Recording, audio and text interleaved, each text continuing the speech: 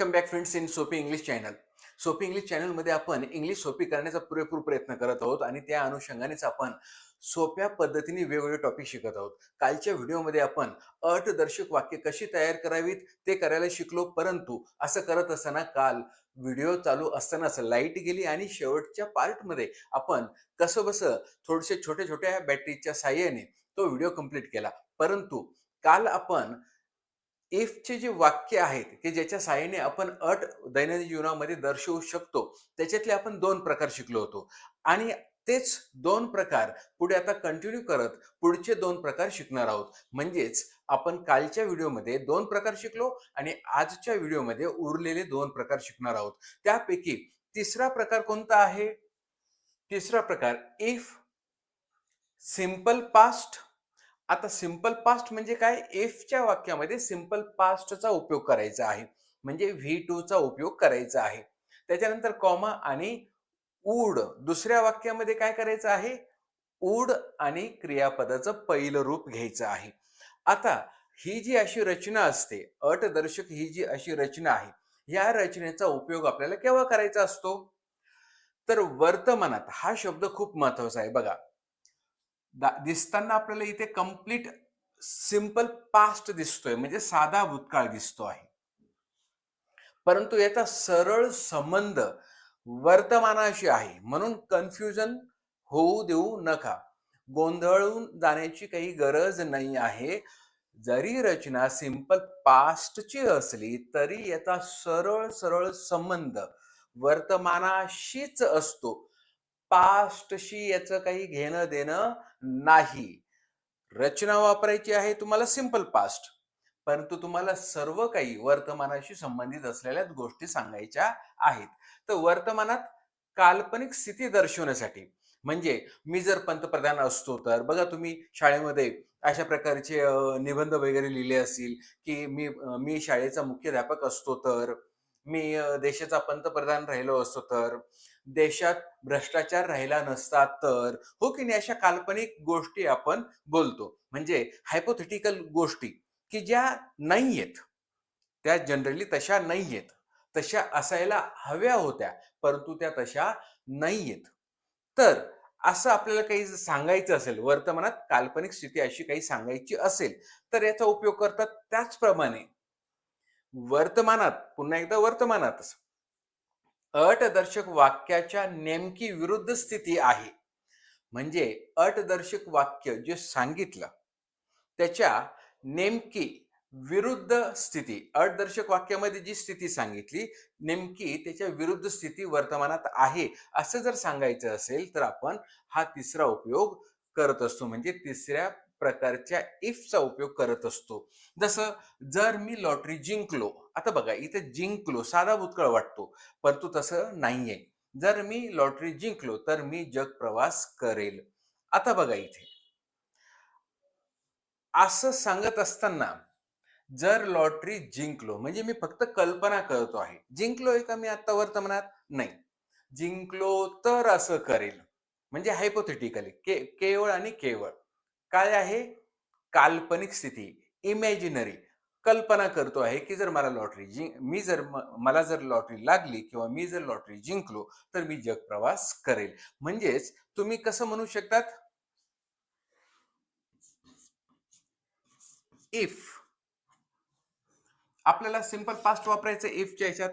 म्हणून if I one the lottery, if I one the lottery, मग तर मी काय करेल? मी जग प्रवास करेल. परंतु असं करत असताना आपल्याला काय वापरायचं आहे? वूड आणि V1. मग इथे आय वूड V1 प्रवास करण्यासाठी travel the world. If I one the lottery I would travel the world. Around the world म्हटलं तरी चालेल.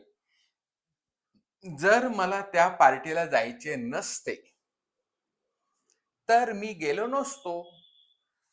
तू मला का अडवतोय? मला जायचं नसतं तर मी गेलो नसतो ना. मला जायचंय, हो की नाही? म्हणजे नीट बघा.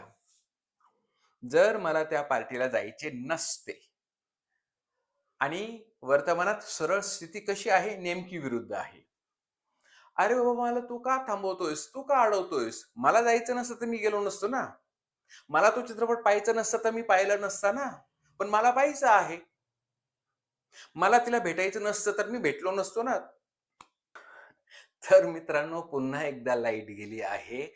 परंतु आता हा टॉपिक इथे कंप्लीट करून घेऊया. तर काय सांगत होतो, मला जर तिला भेटायचं नसतं तर मी भेटलो नसतो ना. तर तू मला का अडवतो आहे? हो की नाही? जर मला शिकायचं नसतं तर मी शिकलो नसतो. परंतु मला शिकायचं आहे. म्हणजे जेव्हा-जेव्हा आपल्याला अटदर्शक वाक्यामध्ये जी स्थिती दाखवली आहे, नेमकी त्याच्या विरुद्ध स्थिती असेल, असं जरी दाखवायचं असेल, तरी तुम्ही ह्या प्रकारचा वापर करू शकतात. तर मग तुम्ही कसं म्हणू शकतात? If I didn't want to go the party the party if I didn't, बघा, डिडंट वॉन्ट आपण काय केलंय, सिंपल पास्ट वापरला. If I didn't want to go to the party, comma, आपल्याला काय करायचंय, वूड आणि व्ही वन वापरायचंय. I would not go to it. झालं. अशा प्रकारे जर मला त्याचा फोन माहिती असता, जर मला त्याचा फोन नंबर माहित असता, तर मी त्याला फोन केला असता. If I knew his number, I would call him. If I knew his number, I would call him. आता इथे बघा, म्हणजे मी काय इमॅजिनेशन करत आहे, किंवा अटदर्शक वाक्यामध्ये काय दर्शवलं आहे, की जर मला त्याचा नंबर माहिती असता तर मी त्याला कॉल केला असता. तर म्हणजे वर्तमानात काय स्थिती दिसते, अटदर्शक वाक्याच्या नेमकं विरुद्ध स्थिती दिसते आहे. कशी दिसते, की मला त्याचा फोन नंबर माहीत नाही. तर बघा, पुन्हा एकदा लाईट आली आहे. बघूया आता पुढे कंटिन्यू करण्याचा प्रयत्न करू. तर मित्रांनो, इफच्या प्रकारातला हा चौथा आणि शेवटचा प्रकार आहे. आता तुम्ही म्हणाल, की सर, इफच्या वाक्यामध्ये आपण वर्तमान दर्शवू शकतो, भविष्य दर्शवू शकतो, परंतु भूतकाळ कसं दर्शवणार?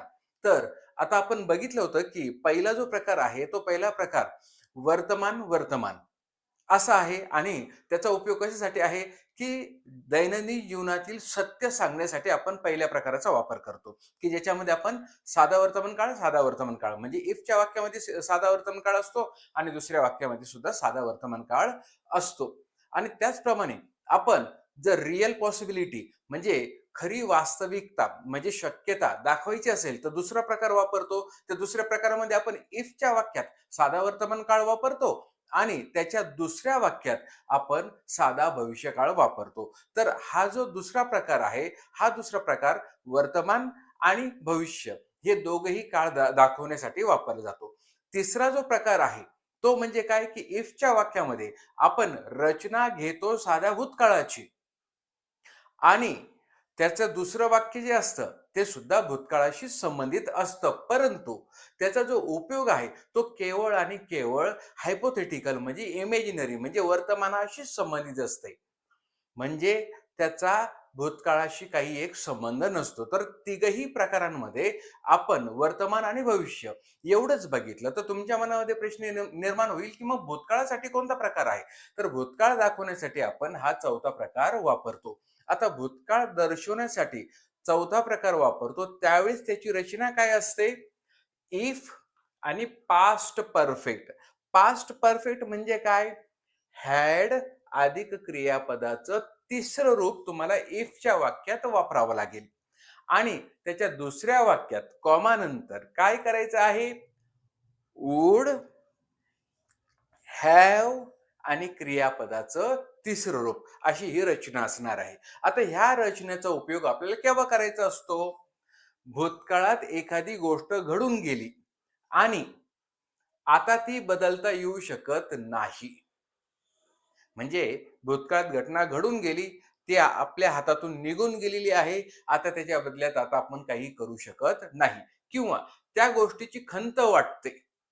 आपल्याला त्याचा रिग्रेट वाटतो, खंत. अरे यार! असं नको व्हायला पाहिजे होतं. असं झालं असतं तर खूप बरं झालं असतं. असं आपण म्हणतो ना त्यावेळेस. असे जर आपल्याला खंत वाटत असते, असं सांगण्यासाठी आपण इफचा चौथा प्रकार वापरतो.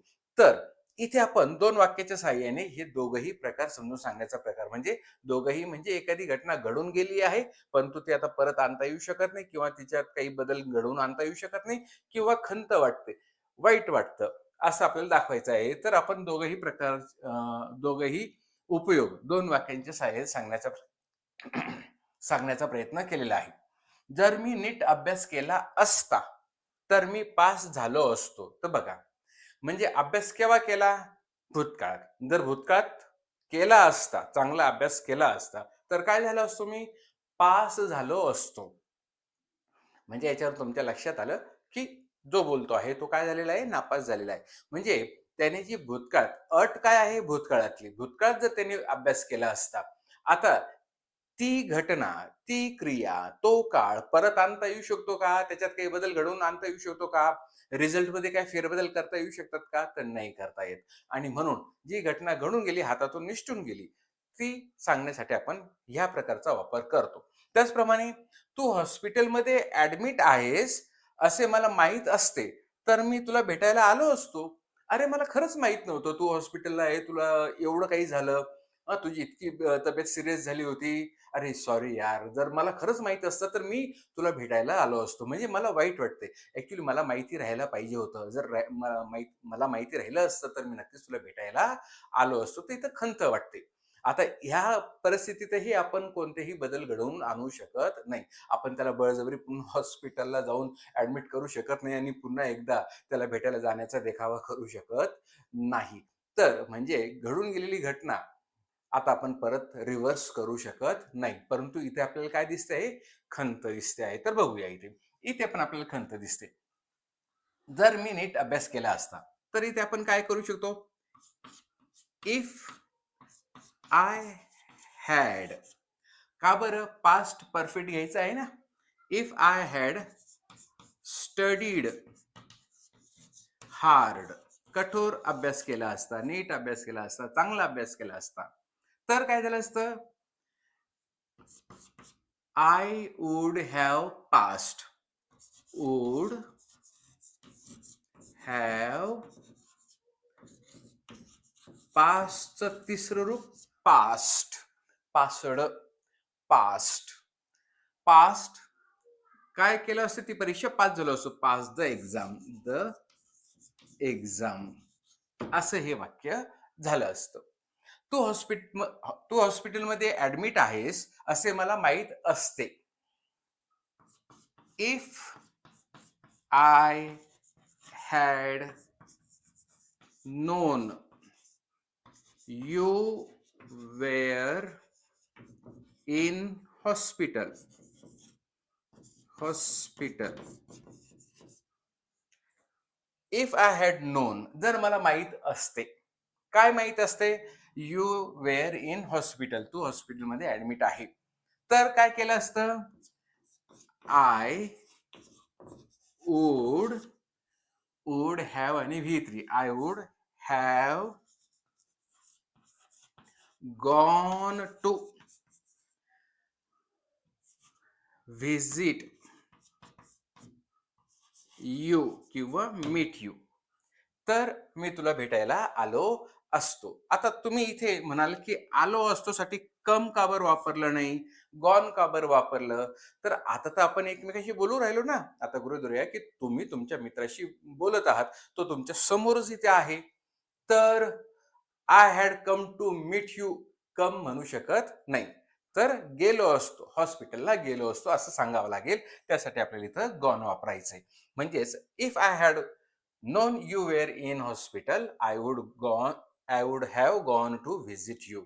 तर अशा प्रकारे हे वाक्य होईल. म्हणजे आपण खंत वगैरे व्यक्त करण्यासाठी किंवा जी घटना आपल्या हातातून घडून गेलेली आहे किंवा होऊन गेलेली आहे, मी जर अशी चूक केली नसती, तर मला शिक्षा झाली नसती. हो की नाही? म्हणजे माझ्या हातातून जर काचेचा प्याला फुटला नसता तर आईने मला मारलं नसते, वगैरे, वगैरे, वगैरे. अशा बऱ्याच आपल्या दैनंदिन जीवनामध्ये घटना घडत असतात आणि त्या तुम्हाला इंग्लिशमध्ये बोलायच्या असतात आणि त्या बोलण्यासाठी तुम्हाला या इफच्या अटदर्शक 4 प्रकारांचा नक्कीच उपयोग होईल. तर आजचा हा व्हिडिओ तुम्हाला कसा वाटला ते नक्कीच कळवा. व्हिडिओ आवडला असेल तर नक्कीच लाईक करा आणि हो, जर चॅनलवर नवीन आला असाल तर नक्कीच सबस्क्राईब करा आणि शेअर सुद्धा करा. नमस्कार.